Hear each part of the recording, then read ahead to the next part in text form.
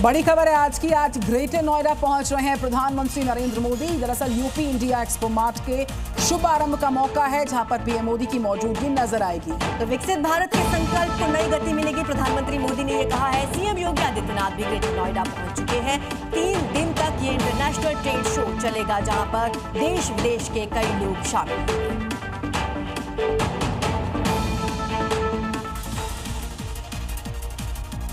तो मध्य प्रदेश और छत्तीसगढ़ के कई जिले इस वक्त उफनती नदी बढ़ते जलस्तर से बहुत ही परेशान हैं।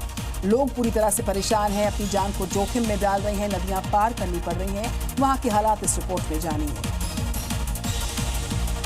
मध्य में आसमानी बरसी बूंदे अब हाहाकारी हो गई हैं। सड़कों पर पानी भर गया है, जिसे देखकर लगता है मानो किसी दरिया ने अपना रास्ता बदल लिया हो और अपने प्रचंड वेग से बहता जा रहा।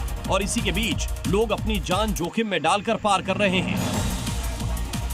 इसी प्रचंड वेग में एक कार नाले को पार करते समय बह गई, लेकिन घटना होते ही अफरा तफरी मच गई। लेकिन वहां मौजूद लोगों ने तुरंत कार सवार लोगों को बचाने के लिए रेस्क्यू शुरू कर दिया और कड़ी मशक्कत के बाद कार सवार लोगों को सुरक्षित बचा लिया गया। स्थानीय लोगों का आरोप है कि पुल वर्षों पुराना और संकरा है, जिसकी वजह से बाढ़ बारिश के दिनों में अक्सर ऐसे हादसे होते रहते हैं।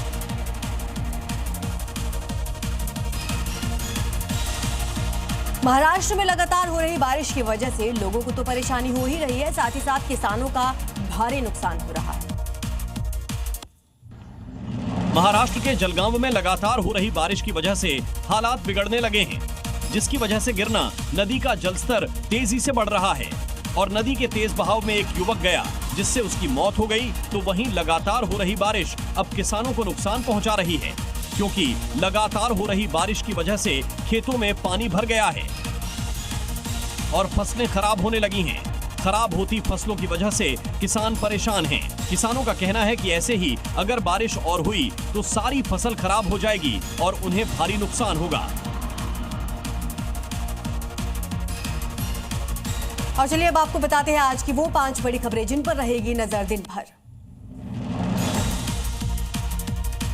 और आज की पहली बड़ी खबर आपके सामने ये रही। देखिए, प्रधानमंत्री नरेंद्र मोदी आज शाम 6 बजे दिल्ली के भारत मंडपम में होंगे।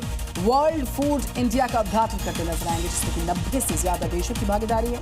28 सितंबर तक आयोजित ये पूरा जो फेस्टिवल है, इससे भारत वैश्विक स्तर पर फूड हब बन जाएगा। पीएम मोदी इस कार्यक्रम के दौरान मौजूद लोगों को संबोधित भी कर सकते हैं। सतलुज यमुना लिंक नहर विवाद यानी कि SYL मामले में आज सुप्रीम कोर्ट में अहम सुनवाई होगी। बता दें, इस मामले में सुप्रीम कोर्ट ने पिछली सुनवाई के दौरान दोनों ही राज्यों के मुख्यमंत्रियों को बैठक के जरिए विवाद का हल निकालने का आदेश दिया था। AIMIM के चीफ ओवैसी बिहार चुनाव को लेकर अपने अभियान की शुरुआत कर चुके हैं। राहुल गांधी तेजस्वी के बाद ओवैसी बिहार में सीमांचल न्याय यात्रा निकाल रहे हैं और इस मौके पर आज उनकी यात्रा जोकीहाट जाएगी, अररिया पहुंचेगी, पूर्णिया में होगी। बुधवार को भी ओवैसी की यात्रा के दौरान लोगों की भारी भरकम भीड़ नजर आई। आम आदमी पार्टी के संयोजक अरविंद केजरीवाल के लिए आवास का आवंटन करने के मामले में अहम सुनवाई होगी। दिल्ली हाईकोर्ट आज मामले में सुनवाई करेगा। बता दें, पिछली सुनवाई के दौरान हाईकोर्ट ने केंद्र सरकार से आवंटन प्रक्रिया पारदर्शी होने के निर्देश दिए थे। प्रधानमंत्री नरेंद्र मोदी आज 4 महीने में दूसरी बार राजस्थान के दौरे पर जाएंगे, जहां वो करीब 1 लाख करोड़ की विकास परियोजनाओं का उद्घाटन करेंगे। और इस दौरान पीएम मोदी देश की 8वीं परमाणु विद्युत परियोजना का शिलान्यास करेंगे। इसके साथ ही 2 नई वंदे भारत ट्रेन को भी पीएम मोदी हरी झंडी दिखाते नजर आएंगे। क्यों बदलना है? अरे क्योंकि बदलाव जरूरी है। पहचान नहीं छोड़नी चाहिए। पहचान कौन छोड़ रहा है? तेवर वही रहेंगे, लेकिन अंदाज नया होगा।